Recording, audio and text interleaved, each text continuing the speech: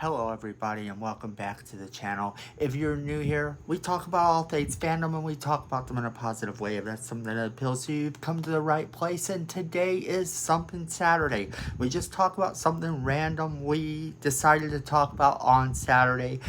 Something we don't usually get to talk about, or maybe it's something we get to talk about normally. In this case, we're going to be talking about Halloween ends because I have a few thoughts that we need to get out there and talk about, so let's jump right into it. Alright, so normally I talk about horror movies and Halloween on Tuesdays because it's Terrifying Tuesday. We are getting closer to the Halloween season, so there will probably be more horror talk as time progresses here. But then also, I felt like there's a lot of things coming all at once. News and rumors and theories, and there's so much that it's just impossible for us to keep up with. Unless we devote our time to being a complete Halloween channel, which this channel really isn't.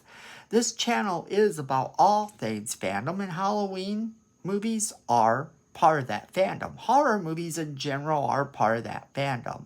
We talk about all movies and all fandoms because I love all movies and all fandoms.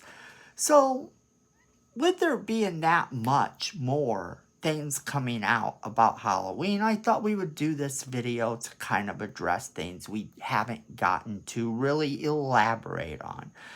So, our first order of business is the possession of Corey Cunningham. This is one that I keep hearing from people, that Corey Cunningham is somehow going to be possessed by the mask of Michael Myers. Why? Because the movie takes a page out of Christine's book. I'm not against this as an idea, although the idea kind of sounds an awful lot like Friday the 13th, A New Beginning, where we have an imposter, or it kind of comes across as one of the many other slasher films that we see where somebody might find a cursed mask. There are so many things out there that they could just be taking and pasting and copying, and I don't think they're going to give us some cut and copy pasted movie. I think that the connection to Christine is much more psychological than anything else. And I think that fans are going to be pleasantly surprised by that. I don't know what scripts have been leaked out there. And a lot of people talk about, oh, there's a script that's leaked out and it's terrible. To that I say, there are tons of scripts out there. And these scripts don't necessarily mean that they are the one that has been shot. I always say that what we need to do is go into movies with an open mind, because you never know what went on behind the scenes beforehand. And you might actually find that the script that you end up with is better than the script that you would have read early on. But this whole thing with the junkyard, we have this junkyard scene that people keep pointing to, saying that this is the reason that we know that it's too much like Christine. Well, in Christine, I don't think it's technically a junkyard.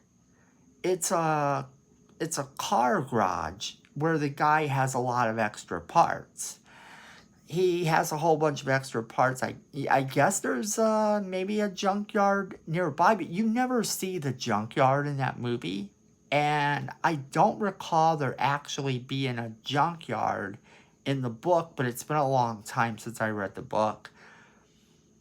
And the Stephen King book is key here, because I don't feel that it being too close to the movie Christine is really relevant, because that is another one of John Carpenter's movies, but at the same time, it's also a Stephen King book, and you have to have respect for that. I don't think we're getting a direct copy. I don't know. I've seen scenes where people claim that this is the junkyard, and I don't know it's kind of dark in the areas where they are in that particular scene. We don't know that it's actually a junkyard. People are saying it is. I guess it is. It could be. Michael Myers could have been living in a junkyard the whole time. In fact, the cave area where we see Mr. Cunningham go after him, that could actually just be part of the junkyard. We don't know. And I feel that people are putting too much context into this whole it's going to be too much like Christine. As we get closer and closer, there are more theories floating out there. And there's the theory about Corey Cunningham being this other killer. And that we actually do see the ring and everything. We see kind of that look for the hand. So we kind of think maybe it could be him. I'm not 100% convinced there. Now, someone had said that it might be Dr. Mathis. I actually find that very funny. I had the honor of meeting Michael O'Leary a long time ago. Back when he was on a soap opera and I lived in New York, I got to go to the mall and he was doing some signings. And anytime an actor of any sort was at the mall doing signings, I always tried to go and meet them. And a lot of times they were soap opera actors. And Michael O'Leary was just brilliant. I immediately became a fan of this guy, just standing in line and watching him and getting to hear him talk. Now, I had watched the soap he was on because Summer Vacation and everything else.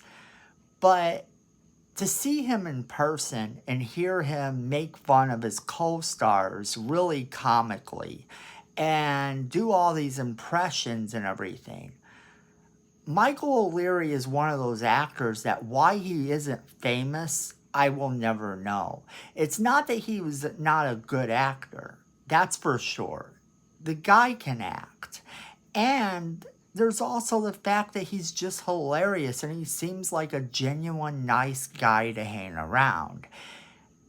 Seeing him in person, I kind of learned that he would be the type to really eat up playing this evil character, because one of the people he was mocking when I went to go see him was a character that turned out to be one of the more evil characters on the show.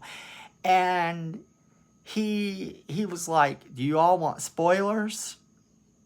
And proceeded to kind of tell us what was going to happen. And then he goes, or will it? But, it was really funny because seeing him up there doing that showed that he would eat this up. So the idea that Dr. Mathis could be the man behind the mask, this other Michael Myers, he's a big guy, he's about the right age if you're looking at the current Michael Myers age. He could totally pull this off. And I'm sure he would have a blast doing it.